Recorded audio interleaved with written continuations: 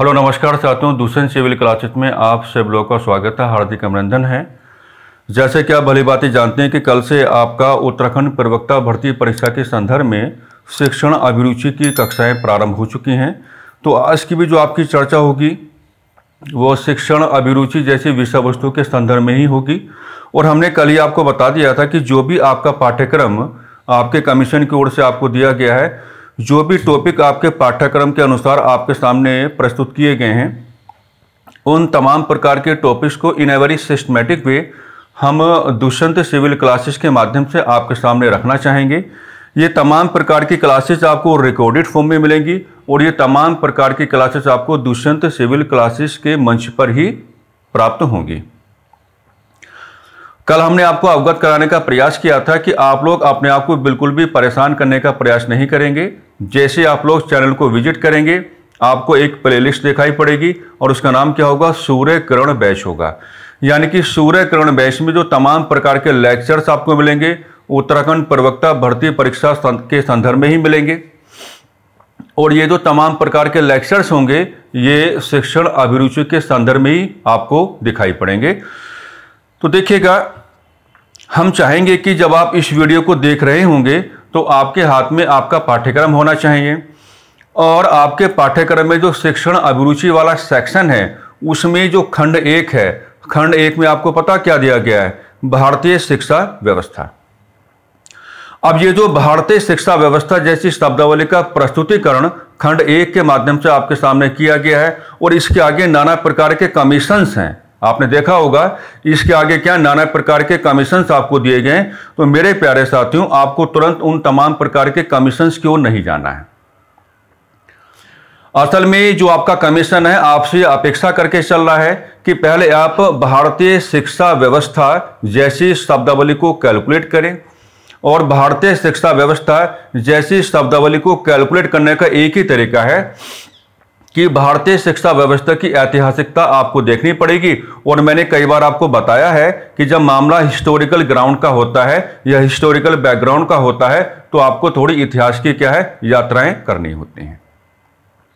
तो पहले अपने आप को समझा लो कि हमारा पाठ्यक्रम हमसे अपेक्षा करके चल रहा है कि भारतीय शिक्षा व्यवस्था जैसी शब्दावली की गहराई को हमको समझ के चल रहा है। तो जब गहराई आपके सामने आएगी और भारतीय शिक्षा व्यवस्था के सामने जो नाना प्रकार के शिक्षा आयोग आपके सामने रखे गए हैं या शिक्षा के संदर्भ में जो नाना प्रकार की व्यवस्था खंड 1 के माध्यम से आपके सामने रखी गई हैं, फिर उनको हम क्या करेंगे, एक एक करके उठाते रहेंगे और उन पर क्या respective and very effective calculations करते रहेंगे। तो आइए शुरुआत करते हैं। जैसे कि मैंने आपको बताया कि आपके पाठ्यक्रम की जो सबसे पहली शब्दावली है, हम बात कर रहे हैं खंड 1 की। हम बात किसकी कर रहे हैं, खंड 1 की, यानी कि जो पार्ट 1 आपको दिया गया है। यहां पे लिख लेते हैं जो आपको पार्ट 1 दिया गया है। और पार्ट 1 में जो शब्दावली आपके सामने आई है उसको आपने क्या कहा है, भारतीय शिक्षा व्यवस्था। भारतीय शिक्षा व्यवस्था।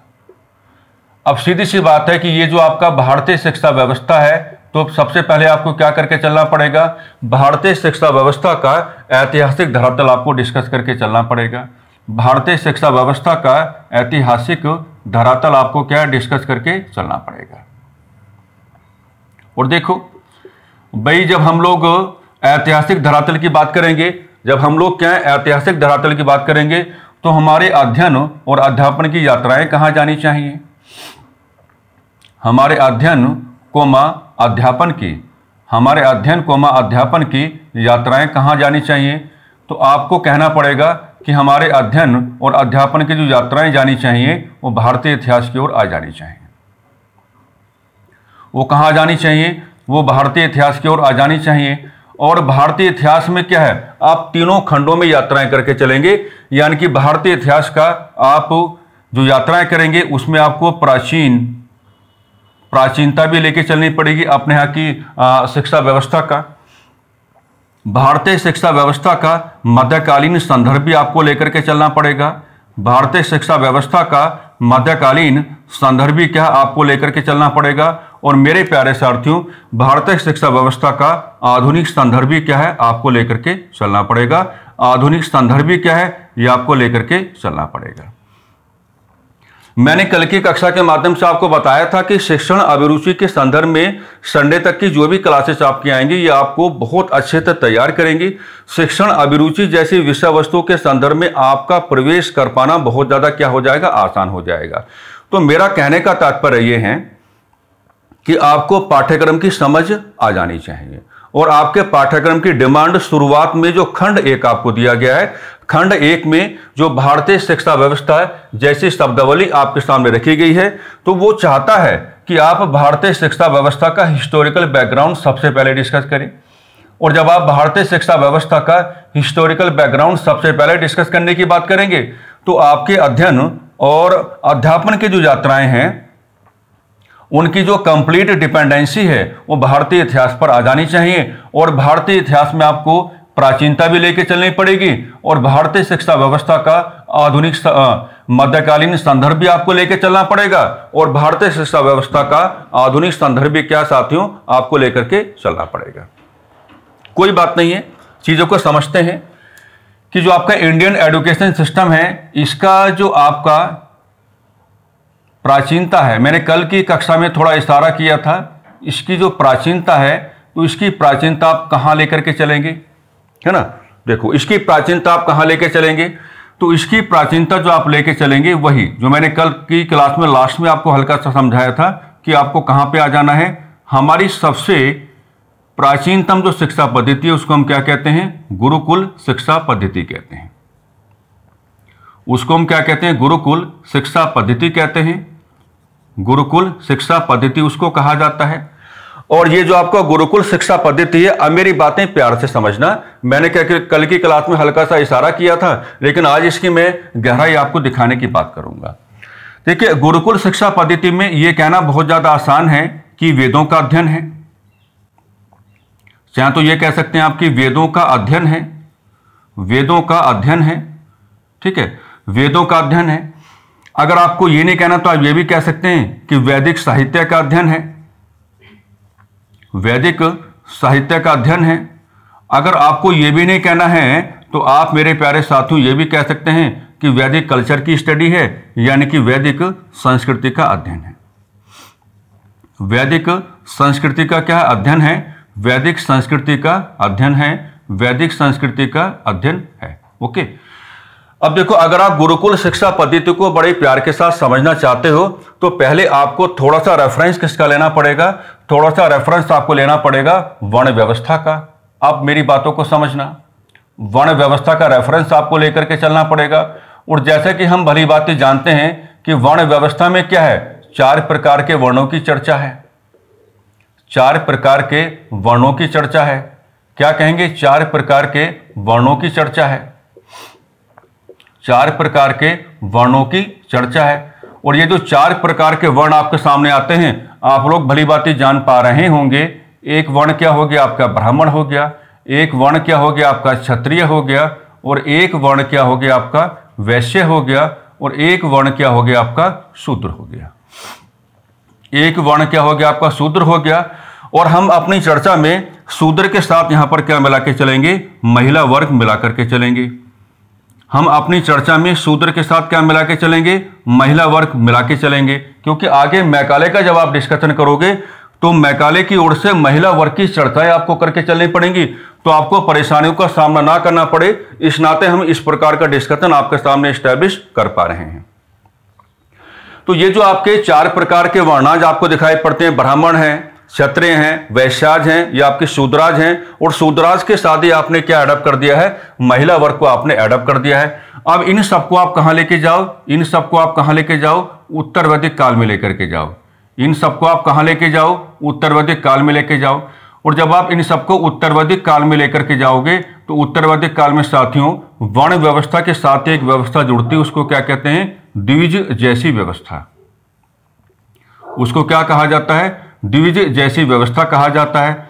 और ये जो आपकी द्विज जैसी व्यवस्था है इसका अर्थ आप 2 प्रकार से लेके चलेंगे कि द्विज जैसी व्यवस्था आपको क्या है, जनेऊ धारण करने का अधिकार प्रदान करती है, जनेऊ धारण करने का अधिकार प्रदान करती है, जनेऊ धारण करने का अधिकार प्रदान करती है, जनेऊ धारण करने का अधिकार क्या है, प्रदान करती है।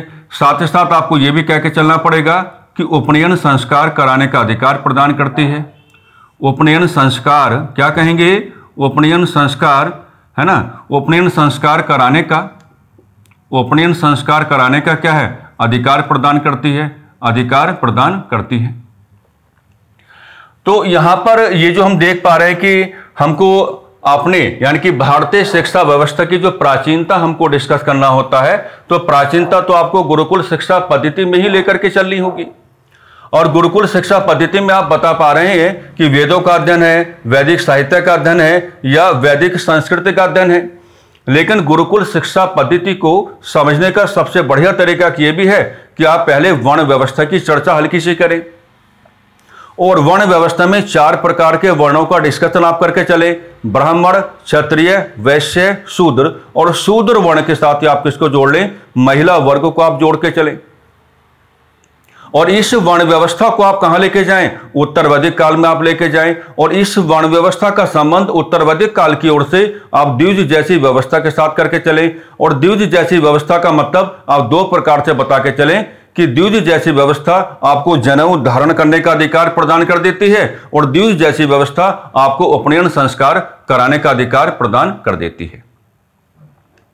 लेकिन गुरुकुल शिक्षा पद्धति का अब हम आपके सामने नकारात्मक पक्ष रखने जा रहे हैं। गुरुकुल शिक्षा पद्धति का नकारात्मक पक्ष जो आप निकाल के लेके आएंगे बाहर, वो द्विज जैसी व्यवस्था के माध्यम से ही क्या है? संभव है। अब आपको यह बता के चलना पड़ेगा कि द्विज जैसी व्यवस्था में वर्ण व्यवस्था के केवल 3 ही वर्णों को शामिल किया गया, यानी कि ब्राह्मण, क्षत्रिय, वैश्य। यानी कि द्विज जैसी व्यवस्था में ना तो शूद्र वर्ण को शामिल किया गया और ना ही महिला वर्ग को शामिल किया गया। अब मामला क्या हुआ? मामला यह हुआ कि उत्तर वैदिक काल तक आते आते यह बात बिल्कुल स्पष्ट हो जाती है कि मामला चाहे वेदों के अध्ययन का हो, या मामला चाहे वैदिक साहित्य के अध्ययन का हो, या मामला चाहे वैदिक संस्कृति के अध्ययन का हो, द्विज जैसी व्यवस्था आपको ये डायरेक्शन देने का कार्य कर रही है कि गुरुकुल शिक्षा पद्धति के साथ ना तो शूद्र वर्ण अपना जुड़ाव करके चलेगा और ना ही महिला वर्ग अपना जुड़ाव करके चलेगा। हालांकि आप ये कह पाएंगे कि वैदिक काल में विदुषी कन्याओं का कॉन्सेप्ट पाया गया और विदुषी कन्याएं ऐसी कन्याओं को कहा जाता था जिनको वैदिक साहित्य की जानकारी थी, लेकिन वो क्या है? एक्सेप्शनल ग्राउंड है। वो क्या है? एक्सेप्शनल ग्राउंड है। आपको द्विज जैसी व्यवस्था के माध्यम से गुरुकुल शिक्षा पद्धति पर एक प्रहार करके चलना होगा। और जब आप प्रहार करके चलेंगे तो फिर आपको यही बता के चलना होगा कि देखो यहां पर जो है उत्तर वैदिक काल में जो द्विज जैसी व्यवस्था आपके सामने आती है, जिसका मतलब हम 2 प्रकार से आपको बता पा रहे हैं कि जो लोग यानी कि जो वर्णाज द्विज जैसी व्यवस्था में शामिल होंगे उनको जनेऊ धारण करने का अधिकार मिलेगा और उनको उपनयन संस्कार कराने का अधिकार मिलेगा, है ना। द्विज जैसी व्यवस्था से शूद्र वर्ण को बाहर का रास्ता दिखाया गया और द्विज जैसी व्यवस्था से महिला वर्ग को भी क्या है? बाहर का रास्ता दिखाया गया। अब बात समझ में आएगी। वैदिक काल में उपनयन संस्कार ही तो एक ऐसा संस्कार है जो आपको वेदों का अध्ययन करने का अधिकार प्रदान करता है, जो आपको वैदिक साहित्य का अध्ययन करने का अधिकार प्रदान करता है और जो आपको वैदिक संस्कृति का अध्ययन करने का अधिकार प्रदान करता है। पहले आप उपनयन संस्कार कराएंगे और उपनयन संस्कार जैसे ही आपका संपन्न हो जाएगा तो आपको गुरुकुल में क्या है? प्रवेश मिल जाएगा। और जैसे ही आपको गुरुकुल में प्रवेश मिल जाएगा तो आप उस लायक हो जाएंगे कि आप अपने गुरु के समीप रह करके यानी कि गुरुकुल में रह करके आप क्या करेंगे? आप वैदिक साहित्य का अध्ययन करेंगे, वेदों का अध्ययन करेंगे या वैदिक संस्कृति का अध्ययन करेंगे। तो कहने का मतलब यह हुआ कि उत्तर वैदिक काल में गुरुकुल शिक्षा पद्धति का नकारात्मक पक्ष यह हुआ कि शिक्षा सभी के लिए नहीं थी, है ना। अब वो आपको फंसा देगा ना, क्या करेगा? अब वो आपको फंसा देगा। और फंसाने की बात क्या देखिए, हम आपको एक सवाल के माध्यम से समझाने का प्रयास करेंगे, तब ज्यादा आपको क्या लगेगा? अच्छा लगेगा, है ना। एक सवाल के माध्यम से आपको समझाते हैं तब ज्यादा अच्छा लगेगा। मान लीजिए जो डिस्कशन हम आपके सामने स्टैब्लिश कर रहे हैं उसी डिस्कशन को आधार बना करके आपको जो एग्जामिनर है वो आपके सामने एक सवाल स्टैब्लिश कर देता है और सवाल ऐसे स्टैब्लिश कर देता है कि भाई देखिए ऐसा है कि निम्न कथनों पर विचार करें। क्या कहेगा कि निम्न कथनों पर विचार करें, निम्न कथनों पर विचार करें, विचार करें। मान लीजिए नंबर 1 स्टेटमेंट उसने आपके सामने क्या दिया, यह कहा कि गुरुकुल शिक्षा पद्धति, गुरुकुल शिक्षा पद्धति अपने चरित्र में, गुरुकुल शिक्षा पद्धति अपने चरित्र में, गुरुकुल शिक्षा पद्धति अपने चरित्र में सार्वभौमिक, सार्वभौमिक, सार्वभौमिक का मतलब क्या होगा, यूनिवर्सल, यूनिवर्सल, यूनिवर्सल रही, रही। नंबर 2 में क्या क्या देगा कि गुरुकुल शिक्षा पद्धति, गुरुकुल शिक्षा पद्धति, गुरुकुल शिक्षा पद्धति है ना। अगर मुझे अच्छा सवाल बनाना होगा, गुरुकुल शिक्षा पद्धति मैकाले घोषणा पत्र, कंपैरिजंस करना सीखो। मैकाले घोषणा पत्र के साथ, मैकाले घोषणा पत्र के साथ अपनी समानता रखती है, अपनी समानता, अपनी समानता रखती है, अपनी समानता रखती है। तो ऐसा व्यवहार करने के संदर्भ में मेरा मानना यह रहेगा कि भाई देखिए, आप अच्छे से डिस्कशन करो और डिस्कशन करते हुए क्या है, सवाल भी बनाते रहो। अब देखिए, मान लीजिए ऐसा सवाल आपके सामने आ गया है कि निम्न कथनों पर आप विचार करें। पहला स्टेटमेंट क्या है कि गुरुकुल शिक्षा पद्धति अपने चरित्र में सार्वभौमिक रही, और सार्वभौमिक रही। तो देखिए, सवालों को अटेम्प्ट करने का तरीका क्या है, सवालों को अटेम्प्ट करने का तरीका यह है कि आप इसके साथ क्या जोड़ेंगे, द्विज जैसी व्यवस्था। आप इसके साथ क्या जोड़ेंगे, द्विज जैसी व्यवस्था आप जोड़ के चलेंगे। और जब आप इसके साथ द्विज जैसी व्यवस्था का जुड़ाव करेंगे तो द्विज जैसी व्यवस्था की ओर से आप क्या निकालेंगे बाहर, उपनयन संस्कार। सवाल को देखकर ही उसका आंसर नहीं आता है साथियों, कैलकुलेशंस करने पड़ते हैं। और आप जानते हैं कि उपनयन संस्कार किस किस को नहीं दिया गया, शूद्र वर्ण को नहीं दिया गया, शूद्र वर्ण को नहीं दिया गया, और किसको नहीं दिया गया, महिला वर्ग को नहीं दिया गया, महिला वर्ग को नहीं दिया गया। इसका मतलब क्या है कि अब बताना काफी आसान हो गया है कि गुरुकुल शिक्षा पद्धति क्या है, यूनिवर्सल नहीं थी, यानी कि सार्वभौमिक नहीं थी।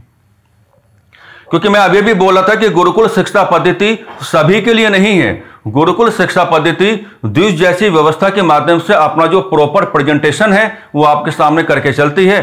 तो अगर ऐसा लाइन आपके परीक्षा में आता है तो आपको उस पर आक्रमण करना आना चाहिए। और आक्रमण करने का तरीका हमने आपको बता दिया है कि अगर वो कहता है कि गुरुकुल शिक्षा पद्धति अपने चरित्र में यूनिवर्सल है, सार्वभौमिक है, तो आप इसको अटेम्प्ट कैसे करेंगे, द्विज जैसी व्यवस्था का जुड़ाव इसके साथ करेंगे, उपनयन संस्कार जोड़ेंगे और उपनयन संस्कार से शूद्र वर्ण और महिला वर्ग को बाहर कर देंगे। इसका मतलब क्या है कि आपके लिए बताना आसान हो जाएगा, कन्वीनियंट हो जाएगा कि गुरुकुल शिक्षा पद्धति अपने कैरेक्टर में, अपने व्यवहार में यूनिवर्सल नहीं थी।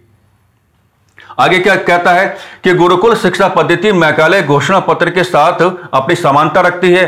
तो मैकाले घोषणा पत्र के साथ बिल्कुल अपनी समानता रखती है, क्योंकि मैकाले घोषणा पत्र क्या कहता है, वो कहता है कि शिक्षा सभी के लिए नहीं। यानी कि मैकाले माइन्यूट जो हम आगे पढ़ेंगे, तो मैकाले घोषणा पत्र यह कहेगा दो बातें कि हम केवल भारतीय समाज के उच्च वर्ग को शिक्षित करने का काम करेंगे, मध्यम वर्ग को शिक्षित नहीं करेंगे और निम्न वर्ग को शिक्षित नहीं करेंगे। तो फार्मूला क्या बना कि शिक्षा सभी के लिए नहीं। मैकाले माइन्यूट, मैकाले घोषणा पत्र यह कहेगा कि हम भारत के महिला वर्ग को शिक्षित नहीं कराएंगे, क्योंकि भारतीय समाज उनको घर से बाहर निकल के काम करने की अनुमति नहीं देता है। तो मैकाले जो माइन्यूट है, मैकाले जो घोषणा पत्र है, वो साफ साफ कहता है कि शिक्षा सभी के लिए नहीं। और गुरुकुल शिक्षा पद्धति भी क्या कहती है कि शिक्षा सभी के लिए नहीं। तो ये आपका रॉन्ग हो गया और ये आपका क्या है, राइट हो गया। तो कहने का मतलब ये हुआ कि जब हम लोग डिस्कशन कर ही रहे हैं, आप लोग भी अपना टाइम हमको देने का काम कर रहे हैं, हम लोग भी आपके लिए काम कर ही रहे हैं, तो इसका मतलब ये हो जाता है कि यात्रा पवित्र हो जानी चाहिए, व्यवस्थित हो जानी चाहिए, पाक साफ हो जानी चाहिए। आप गहराइयां उठाना सीखें, और जब आप गहराइयां उठाना सीखेंगे तो वहीं से क्या बनेगा, वहीं से पूरा ग्राउंड क्या है, आपके सामने बन करके आता है, आपके सामने क्या है, बन करके आता है। तो जो एक शब्दावली आपके पाठ्यक्रम में है भारतीय शिक्षा व्यवस्था, तो भारतीय शिक्षा व्यवस्था का जो प्राचीनतम धरातल है वो आपको किसके साथ जोड़ के चलना पड़ेगा? वो आपको गुरुकुल शिक्षा पद्धति के साथ क्या है, जोड़ करके चलना पड़ेगा। अब डिस्कशन तो हम पूरा करेंगे क्योंकि अभी हमारे पास बहुत ज्यादा टाइम है, तो डिस्कशन हम जल्दबाजी बिल्कुल नहीं करेंगे, डिस्कशन हम पूरा करके चलेंगे। यानी कि जो आपका गुरुकुल शिक्षा पद्धति है, गुरुकुल शिक्षा पद्धति, अब इतना समझ में आता है कि जो गुरुकुल शिक्षा पद्धति है उसमें जो विद्यार्थी गण हैं, आप ये भी कहना प्रारंभ करो, उसमें जो विद्यार्थी गण हैं, क्या कहा हमने, उसमें जो आपके विद्यार्थी गण हैं, तो विद्यार्थी गण क्या हैं? ये हम कहेंगे घर से दूर, घर से दूर गुरुकुल में रहा करते थे, गुरुकुल में रहा करते थे, गुरुकुल में रहा करते थे, गुरुकुल में रहा करते थे। अब ये जो आपके विद्यार्थी गण हैं, इन विद्यार्थी गण को ही कैलकुलेट करने की बात करो तो गुरुकुल शिक्षा पद्धति इनको दो प्रकार से क्या है, लाभ देने का काम कर रही थी। पहली तो बात क्या है कि इनको क्या मिलेगा, इनको वेदों की जानकारी मिलेगी। पहली बात तो क्या है कि इनको क्या मिलेगा, इनको वेदों की जानकारी मिलेगी। और दूसरी बात क्या है कि इनका जो व्यक्तित्व है, गुरुकुल शिक्षा पद्धति इनके व्यक्तित्व में, इनके व्यक्तित्व में, इनके व्यक्तित्व में नैतिक मूल्यों का, मोरल वैल्यूज, नैतिक मूल्यों का उद्भव, नैतिक मूल्यों का उद्भव करा रही थी, नैतिक मूल्यों का ओरिजिन करा रही थी, नैतिक मूल्यों का ओरिजिन करा रही थी, है ना। ये बात अच्छी है, इस पर भी हम एक सवाल आपको बना के दिखाएंगे और उस सवाल को आप ना ऑब्जर्व करना चीजों को। जब तक चीजों को आप ऑब्जर्व करके नहीं चलोगे तब तक मजा नहीं आता है ना। यही है अध्ययन और अध्यापन का पाकसाप रिश्ता, पवित्र रिश्ता, कुछ छुपाया ना जाए। जो कैलकुलेशन हमारे दिमाग में आ रही है, जहां से आपको अच्छी अच्छी जानकारी मिलेंगी, हमारा उद्देश्य केवल आपको सहूलियत और सुविधा देना है, तो वही काम हम आपके सामने कर रहे हैं। यानी कि गुरुकुल शिक्षा पद्धति में जो आपके विद्यार्थीगण हैं, घर से दूर हैं, वो बार बार घर नहीं आते हैं और गुरुकुल में क्या है, रहा करते थे। अब गुरुकुल में रहेंगे तो सीधी सी बात है, आप दो प्रकार की जानकारियां जोड़ के चलेंगे कि उनके जो गुरुजन हैं वो लगातार उनको क्या, वेदों की जानकारी दे रहे हैं। साथ ही साथ आप देखो कि ये क्या है, धार्मिक शिक्षा है। और अगर ये धार्मिक शिक्षा है तो अब ये कहना, एक बात तो ये कहना आपके लिए आसान हो जाता है कि धार्मिक शिक्षा इन विद्यार्थियों के व्यक्तित्व में नैतिक मूल्यों का उद्भव करा के चलेगी। क्या करेगी, नैतिक मूल्य का उद्भव करा के चलेगी। लेकिन हम आपको कुछ नई बात यहां पे सिखाते हैं और उसी पर आधारित होकर के सवाल आपको बनाएंगे। मान लीजिए आपने कहा कि ये क्या है, एक गुरुकुल है। आपने क्या लिया, आपने ये क्या लिया, एक गुरुकुल लिया। आपने क्या लिया, ये यहां पर एक गुरुकुल आपने लिया। डन। अब गुरुकुल में आपने क्या दे दिए, ये बहुत सारे आपने क्या दे दिए हैं, विद्यार्थी दे दिए हैं। गुरुकुल में क्या है, ये बहुत सारे आपने क्या दे दिए हैं, विद्यार्थी दे दिए हैं। क्या दे दिए, विद्यार्थी दे दिए।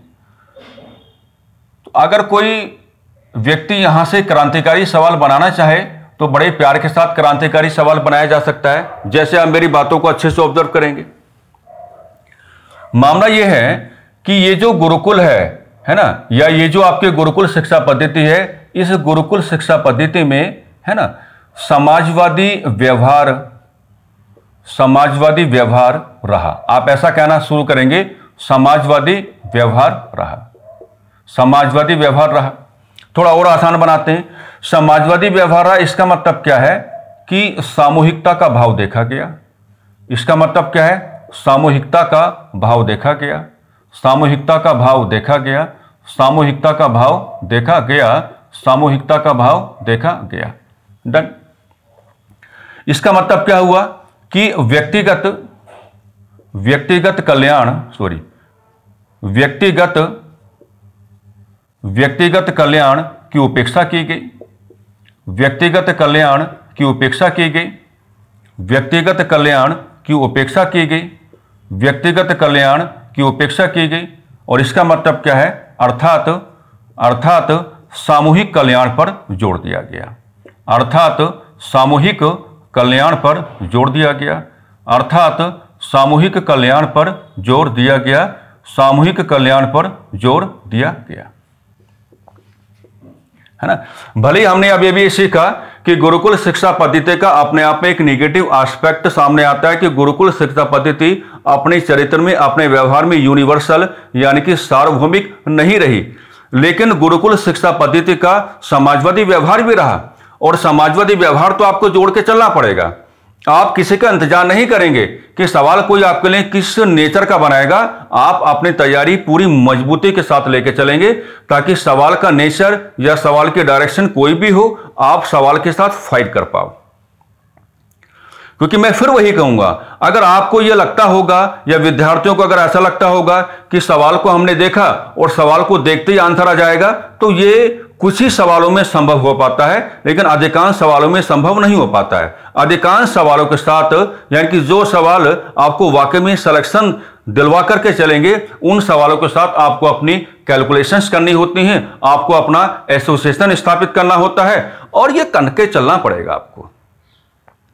ये जो हम अभी सिखा रहे हैं आपको, इसको आप गुरुकुल शिक्षा पद्धति का पॉजिटिव एस्पेक्ट कह के चलेंगे, यानी कि सकारात्मक पक्ष आप कह के चलेंगे कि गुरुकुल शिक्षा पद्धति में समाजवादी व्यवहार आपको लेके चलना है। और समाजवादी व्यवहार का मतलब क्या होगा कि गुरुकुल शिक्षा पद्धति में सामूहिकता, कलेक्टिवनेस का भाव देखा गया, व्यक्तिगत कल्याण की उपेक्षा की गई, यानी कि किसी छात्र के, किसी विद्यार्थी के व्यक्तिगत कल्याण की उपेक्षा की गई। सभी विद्यार्थियों को एक ही समान इकाई माना गया और सभी विद्यार्थियों को एक ही समान इकाई मानते हुए उनके सामूहिक कल्याण पर जोर दिया गया। होता क्या था, यह समाजवादी दर्शन मैंने क्यों दिखाया? होता क्या था कि गुरुकुल शिक्षा पद्धति में जितने भी विद्यार्थीगण किसी पर्टिकुलर एक गुरुकुल में रह रहे हैं, अपने गुरुजन के साथ जीवन व्यतीत कर रहे हैं, उनके जो गुरुजन हैं उनको वेदों का अध्ययन करा रहे हैं, तो वहां पर एक ग्राउंड जुड़ के काम करता था कि इन विद्यार्थियों को गुरुकुल का जो एक आर्थिक उद्देश्य है, और आर्थिक उद्देश्य का मतलब क्या होगा? खाना, खाना है ना, कि खाने की जो वस्तुएं हैं। तो गुरुकुल का आर्थिक उद्देश्य सबसे बड़ा यह रहा था कि जो भोजन सामग्री है, भोजन सामग्री की पूर्ति आपूर्ति कैसे संभव हो। तो नियम यह बनाया गया कि भोजन सामग्री की जो पूर्ति है या जो आपूर्ति है, उसके मामले में विद्यार्थियों को कहा गया कि आसपास की जो विलेज सोसाइटीज हैं, आपको वहां पर जाना होगा और वहां पर जाकर के आपको क्या है, डोर टू डोर आपको जाना होगा। जितने भी मकान एक गांव में आपको दिखाई पड़ेंगे और वहां पे आपको क्या है, भिक्षा मांगने का कार्य करना होगा। अब इसके दो मतलब हम आपको समझाने का प्रयास करेंगे। भिक्षा मांगने का कार्य जो है, यह भी विद्यार्थियों के व्यक्तित्व में नैतिक मूल्यों को पैदा करेगा। अब देखो, घबराना मत, विद्यार्थी के व्यक्तित्व में नैतिक मूल्य दो प्रकार से पैदा किए जा रहे थे। एक तो वेदों की शिक्षा के माध्यम से या धार्मिक शिक्षा के माध्यम से, एक क्या है, भिक्षा के माध्यम से। यानी कि व्यवस्था यह कहती है कि जब कोई विद्यार्थी, गुरुकुल का कोई विद्यार्थी अगर किसी घर में जाकर के दरवाजा नॉक करेगा और भिक्षा मांगने का कार्य करेगा, तो हो सकता है कि घर के अंदर से कोई ना आए, या हो सकता है कि घर के अंदर से कोई काफी समय लेते हुए आए, या हो सकता है कि कोई आपको भिक्षा देने से मना ही कर दे। तो नियम यह था कि भाई अगर आपके साथ ऐसा होता है कि घर से आने में या घर से बाहर निकलने में कोई देरी करता है, या कोई दरवाजा ओपन नहीं करता है, या कोई आपको भिक्षा देने से मना कर देता है, तो आपको अपने अंदर या अपने व्यक्तित्व में एग्रेशन लेकर के नहीं आना है। आपको बिल्कुल अपना भाव क्या रखना है, शांत भाव आपको रखना है। क्या रखना है? शांत भाव आपको रखना है। और संभवतः विद्यार्थियों के साथ यह कार्य होता रहा होगा, लेकिन विद्यार्थियों के जो गुरुजन उस समय रहे, उन्होंने कहा कि अगर आपके साथ इस प्रकार का कोई नकारात्मक व्यवहार होता है, तो आप अपने आप को शांत बना के रखेंगे, आप अपने व्यक्तित्व में किसी भी प्रकार का कोई एग्रेशन लेकर के नहीं आएंगे। शांत रहने का जो भाव होगा, यही आपके व्यक्तित्व में क्या है, नैतिक मूल्यों को पैदा भी करेगा। तो आज के बाद याद रखना कि गुरुकुल शिक्षा पद्धति की ओर से विद्यार्थियों के व्यक्तित्व में जो नैतिक मूल्यों का जनरेशन है, इमर्जेंस है, वो दो प्रकार से हो रहा है, धार्मिक शिक्षा के माध्यम से और भिक्षा जैसी व्यवस्था के माध्यम से। अब गुरुकुल शिक्षा पद्धति का समाजवादी दर्शन भी दो प्रकार से आपके सामने आएगा। समाजवादी दर्शन दो प्रकार से आपके सामने कैसे आएगा। एक तो हमने ये बताया कि जब गुरुजन अपने ही विद्यार्थियों को शिक्षा देने का कार्य करेंगे तो सभी के साथ समान व्यवहार करेंगे, किसी के साथ कोई विशेष व्यवहार नहीं करेंगे। और जब यह कहा जाता है कि किसी भी विषय वस्तु को आधार बनाकर के आप ये कहते हैं कि सभी लोगों के साथ क्या होगा, इक्वल ट्रीटमेंट होगा, तो ये समाजवादी धरातल अपने आप ही बन जाता है। वही मैं आपको यहां पे समझा रहा था कि किसी विद्यार्थी के व्यक्तिगत कल्याण की बातें नहीं है, सभी विद्यार्थियों के सामूहिक कल्याण की बातें हैं। गुरुकुल में शामिल सभी विद्यार्थियों को एक ही समान इकाई माना जाएगा और उनको एक ही समान इकाई मानते हुए गुरुजन जो है उनको समान रूप से क्या है, एक ही प्रकार की शिक्षा देने का कार्य करेंगे। यानी कि कहने का मतलब यह हुआ कि शिक्षा को देने का जो कार्य है गुरुकुल शिक्षा पद्धति के अंतर्गत, जिसमें यह कहा जा रहा है कि गुरुजन किसी विद्यार्थी के साथ कोई विशेष व्यवहार नहीं करेंगे बल्कि सभी विद्यार्थियों के साथ समान व्यवहार करके चलेंगे, तो यह क्या हुआ, यह गुरुकुल शिक्षा पद्धति का सकारात्मक पक्ष भी हुआ और यह गुरुकुल शिक्षा पद्धति का समाजवादी धरातल भी हुआ। अब समाजवादी धरातल का दूसरा एस्पेक्ट भी हम आपके सामने रखना चाहेंगे। तो समाजवादी धरातल का जो सेकंड एस्पेक्ट आपके सामने आएगा वो ये है कि जब गुरुकुल में शामिल तमाम प्रकार के विद्यार्थीगण विलेज सोसाइटीज की ओर जाते थे और वो भिक्षा मांगने का जो कार्य करते थे, तो भिक्षा के माध्यम से जो भी भोजन सामग्री इकट्ठा होती थी उस भोजन सामग्री का व्यक्तिगत प्रयोग विद्यार्थीगण नहीं कर सकते थे। उनके गुरुजनों से साफ साफ कहा गया था, गुरुजनों की ओर से साफ साफ कहा गया था कि भिक्षा मांगने के माध्यम से जो भी भोजन सामग्री आप क्या करेंगे, इकट्ठा करके चलेंगे, तो उस भोजन सामग्री को आप व्यक्तिगत तौर पर प्रयोग में लेकर के नहीं आएंगे बल्कि आप उसको कहां लेकर के आएंगे, अपने गुरुकुल में आप लेकर के ले आएंगे और सभी लोग क्या है, एक समान रूप से उसका क्या है, प्रयोग करेंगे। यानी कि भोजन सामग्री आपने क्या है, बीच में रख दी और गुरुकुल में शामिल जो आपके विद्यार्थीगण हैं वो चारों ओर बैठ गए और चारों ओर बैठ गए को बांट के खाने की प्रक्रिया, और जो बांट के खाने की प्रक्रिया है इसको हम क्या कहते हैं, समाजवादी धरातल कहते हैं। क्योंकि भोजन सामग्री का जो उपभोग है, भोजन सामग्री का जो प्रयोग है, उसमें आप क्या है, सभी लोगों को साथ लेकर के आगे बढ़ने की प्रक्रिया में, उसमें आप क्या है, सभी लोगों को साथ लेकर के आगे बढ़ने की क्या है, प्रक्रिया में है। तो हमने कई सारी बातें आपके सामने रखी हैं, है ना। हमने अभी तक की चर्चा में गुरुकुल शिक्षा पद्धति का नकारात्मक पक्ष आपके सामने रखा, जिसको हमने समझाया कि गुरुकुल शिक्षा पद्धति सार्वभौमिक नहीं थी। अभी हम आपको बता रहे हैं कि गुरुकुल शिक्षा पद्धति का सकारात्मक पक्ष। तो सकारात्मक पक्ष में जो चर्चाएं हमने आपके सामने की हैं, ये चर्चाएं क्या हैं, आपके लिए कारगर साबित होंगी और इन चर्चाओं को ऑब्जर्व करना वेरी क्लोजली, और संभव अगर हो पाए तो वीडियो को रोक रोक के इनका क्या है, नोट्स भी आप बना लेना। ये नींव आपकी बड़ी मजबूत स्थापित हो जाएगी और ऐसा व्यवहार करके जब नींव आपकी बड़ी मजबूत स्थापित हो जाएगी तो मकान तो बढ़िया बनना ही है, और जब मकान बढ़िया बन गया तो 40 नंबर की कहानी आपके गिरफ्त में आ गई। और अगर 40 नंबर की कहानी आपकी गिरफ्त में आ गई तो आप समझ पा रहे हैं क्या होगा, स्क्रीनिंग की परीक्षा आपकी गिरफ्त में आ गई। यानी कि पहला पायदान क्या है, आप बहुत प्यार के साथ क्या है, क्वालिफाई करके चलेंगे, दिक्कत आपको नहीं आएगा, दिक्कत आपको क्या है, नहीं आएगा। अब एक सवाल हम आपके सामने रख रहे हैं, ठीक है। जब आप वीडियो देखेंगे तो हमारे आंसर का इंतजार ना करें, आंखें बंद कर लें, सवाल को पढ़ने के बाद, ऑब्जर्व करने के बाद, और खुद उसका आंसर लगाने का प्रयास करें। जैसे क्वेश्चन नंबर 2 आज की चर्चा का क्वेश्चन हम बनाए करेंगे अब क्लास में। थोड़ा आप समझना, चीजें टाइम टेकन हो रही हैं, होने दीजिए, लेकिन आपका बेनिफिट सबसे बड़ी चीज है। कहते हैं कि जहां टाइम अच्छा इन्वेस्ट किया जाता है तो उसका जो आउटपुट है उतना अच्छा निकल के भी आता है। जल्दबाजी मत करना, जल्दबाजी का काम शैतान का काम होता है। व्यवस्थित अनुशासित जो विद्यार्थी है उसका काम यह होता है कि ठहराव के साथ चीजों को आगे बढ़ाए, और ठहराव के साथ ही क्या है, आपको आगे बढ़ना है। निम्न कथनों पर विचार करें। एक सवाल आपके सामने रख देते हैं,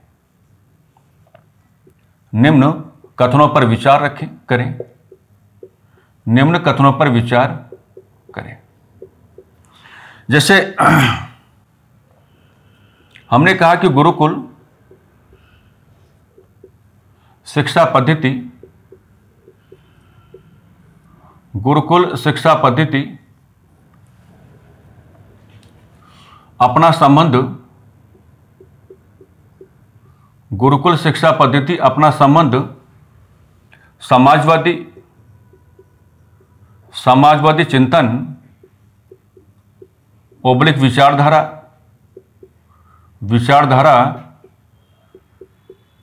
के साथ रखती है।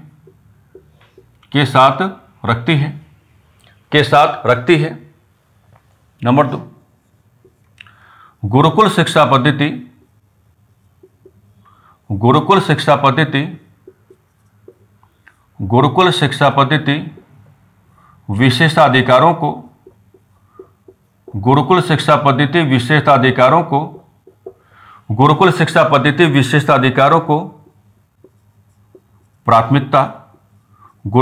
पद्धति विशेषाधिकारों को प्राथमिकता देती है।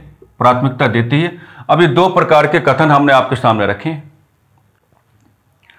हमको लगता है कि इनको अटेम्प्ट करना आपके लिए आसान हो जाना चाहिए। पहले स्टेटमेंट में क्या है कि गुरुकुल शिक्षा पद्धति अपना संबंध समाजवादी चिंतन या विचारधारा के साथ रखती है। तो ये तो बताना अब आपके लिए काफी ज्यादा आसान हो गया है। ये तो आपको लेकर के चलना होगा। ये तो खैर क्या आपको बिल्कुल लेकर के चलना होगा, क्योंकि हमने समझा दिया है। तो इसको तो आप क्या करेंगे, ओके करके चलेंगे। इसको तो आप क्या है, बिल्कुल क्या है, राइट या ओके करके चलेंगे। गुरुकुल शिक्षा पद्धति विशेषाधिकारों को प्राथमिकता देती है। यहां आपको थोड़ा कंफ्यूजन हो रहा होगा। अगर गुरुकुल शिक्षा पद्धति विशेषाधिकारों को प्राथमिकता देती तो क्या होता, कुछ विद्यार्थियों के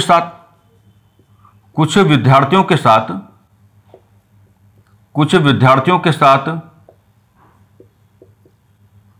विशेष व्यवहार किया जाता, कुछ विद्यार्थियों के साथ विशेष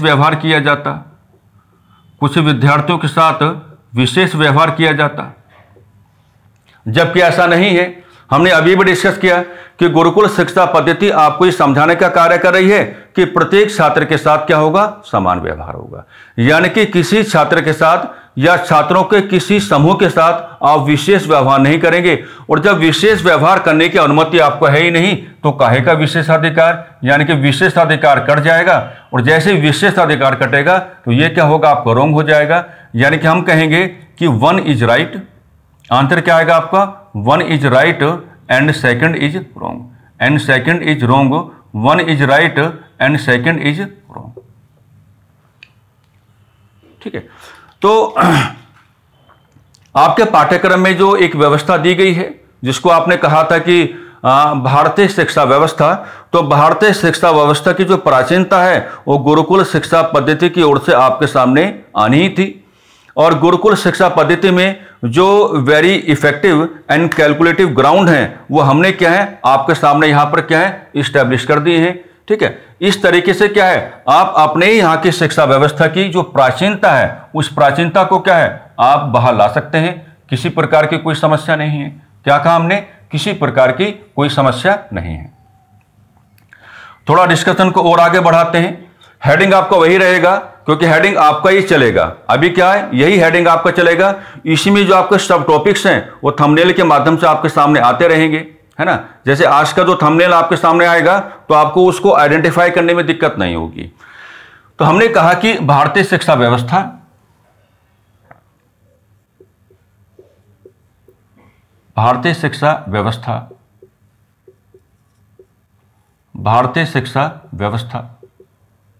क्या कहा हमने, भारतीय शिक्षा व्यवस्था।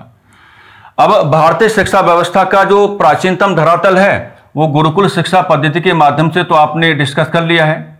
जो आपका प्राचीनतम धरातल है वो आपने क्या है, वो आपने गुरुकुल शिक्षा पद्धति के माध्यम से तो डिस्कस कर लिया है। लेकिन प्राचीनतम धरातल में आप एक बात देखेंगे, आप हल्की सी चर्चा शिक्षण संस्थानों पर भी करेंगे। शिक्षण संस्थानों पर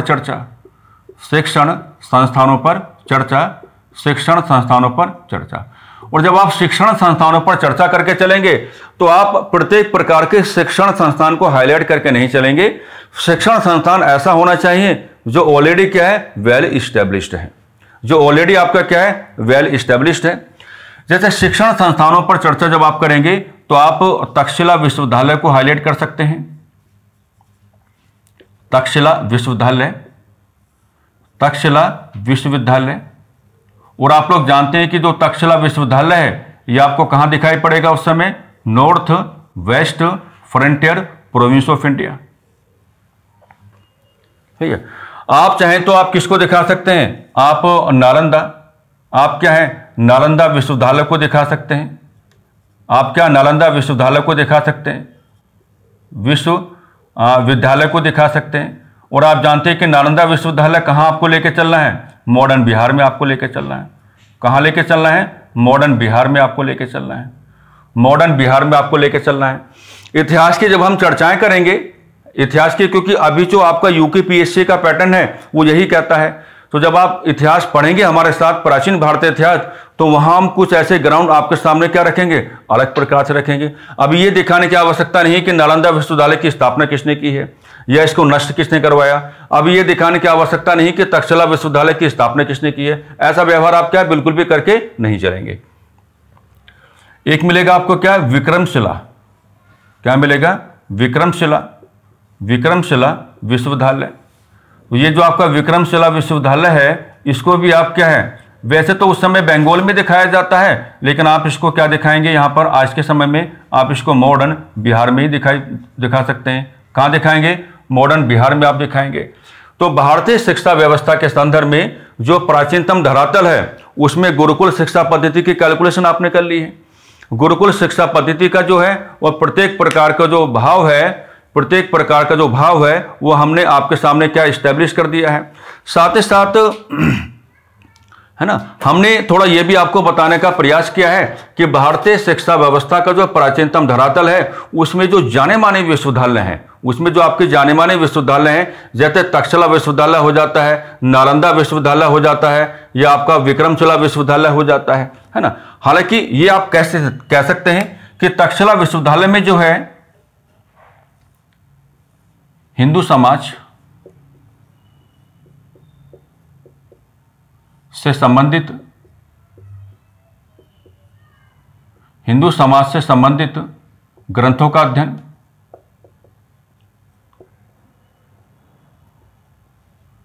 राजनीति का अध्ययन,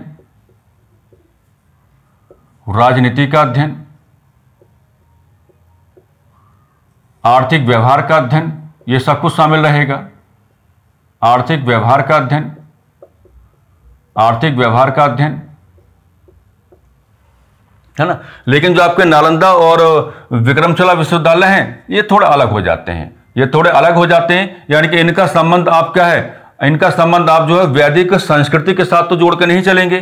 तो इनका संबंध किसके साथ हो जाएगा? ये तो इस नाते हमने आपके सामने रखे हैं क्योंकि जाने माने विश्वविद्यालय उस समय रहे, तो आप जान पा रहे होंगे मामला चाहे नालंदा विश्वविद्यालय का हो या विक्रमशिला विश्वविद्यालय का हो, तो संबंध किसके साथ होगा? बुद्धिज्म के साथ होगा।